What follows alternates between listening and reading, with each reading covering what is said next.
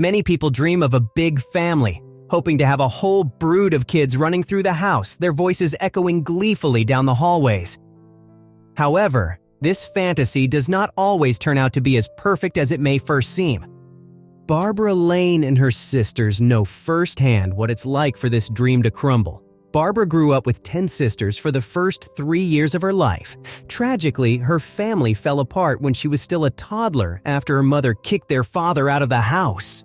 Although Barbara has little information about why her mother decided to kick her dad to the curb, she knows this was the start of their downfall. Barbara shared that her parents' marriage had failed for numerous reasons, and her mom had found someone else.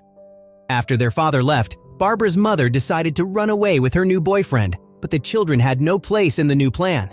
Instead of taking her daughters with her, the mom left them all alone. December 1945 had just arrived, and it was an especially cold year. Barbara recalled, "It was December in St. Louis, and it was a particularly cold December.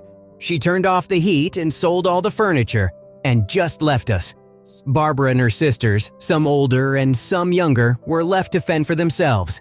Banding together, the sisters survived for a few days. The exact time lapse differs depending on each sibling's account, but Barbara insisted that it was at least 3 days before the neighbors realized there was no one to look after the children. Finally, social services and nuns from Catholic Charity showed up to take the kids in. Barbara's mother, Lucky Lane, had only taken the youngest of her children with her. When social services came, one of Barbara's sisters, Laverne Lane, decided to run away instead of facing the unknown world of orphanages and foster care. There was a story that Laverne found their father, but he had no interest in welcoming her into his new life. At the age of 3, Barbara was taken to an orphanage with 7 of her sisters, where they stuck together, looking out for and comforting each other. 2 of the oldest sisters had already married and moved out of the house by that point, but the ones that remained were still too young to care for themselves properly. Barbara found the orphanages they landed at not entirely pleasant, but better than many would imagine. Although conditions certainly weren't pristine, Barbara had her sister with her, and they provided each other with comfort and love. The young Barbara barely missed her mom, describing her sister's love as a beautiful experience. The same couldn't be said for her older siblings. They had a better understanding of what was happening, and they missed their mother dearly. But Barbara's blissful ignorance wouldn't last. Over the next several months, the sisters were separated, each taken to a new home with a foster family. Barbara spent 9 months in the orphanage, slowly seeing her sisters walking away with their bags packed. She had no real idea where they were going, but eventually the nuns also took Barbara and her sister Kay, older by only 18 months, to a new home. When they arrived at the tiny 2-bedroom house, Barbara knew she didn't want to live there.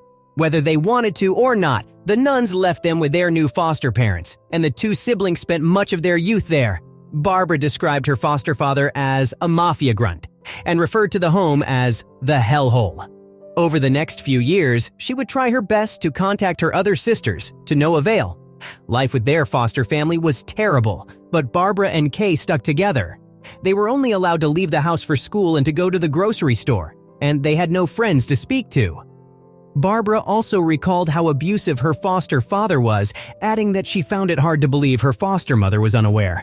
By the time she was 14, Barbara braced herself and bravely stood up to her foster father. Knowing he had no hold over her anymore, her foster father stopped the abuse, and Barbara and Kay could live a relatively normal life. 4 years later, at the age of 18, Barbara took her sister, and they left their foster home. A year after ridding themselves of their foster parents, Barbara married a boy she'd fallen in love with a few years prior. She had 3 children with her new husband, but memories of her past still plagued her, and she never forgot about her sisters. She restarted her search for her sibling in earnest once her foster mother died in the 90s. She combed through old newspaper articles, Catholic charity adoption registries, and even hired a private detective. But Barbara could find no trace of her sisters. Never giving up, Barbara waited for a trace of her long-lost siblings. Little did she know, her sisters were doing the exact same thing. One of the sisters, Ellen, had kept track of all her siblings, making sure she knew where everyone ended up. The only ones she couldn't find were Barbara and Kay, whom she referred to as the 2 lost babies. Ellen had kept a newspaper clipping showing the 2, along with their foster parents' number. Apparently, Ellen had contacted the foster parents before, But they lied, saying Barbara and Kay had gone to another family and they didn't know where they were. Eventually, Ellen tracked Kay down through her marriage license and called her. The other sisters rushed to the phone to call Barbara 45 years after they were all separated. The very next day, Barbara jumped on a plane back to St. Louis, where it all started. The reunion was filled with tears, laughter, and sisterly love. Sadly, 5 sisters died after the reunion, but Barbara immortalized their tales in a book. She shared, "It was like we were never apart. It was like we'd been together our whole life."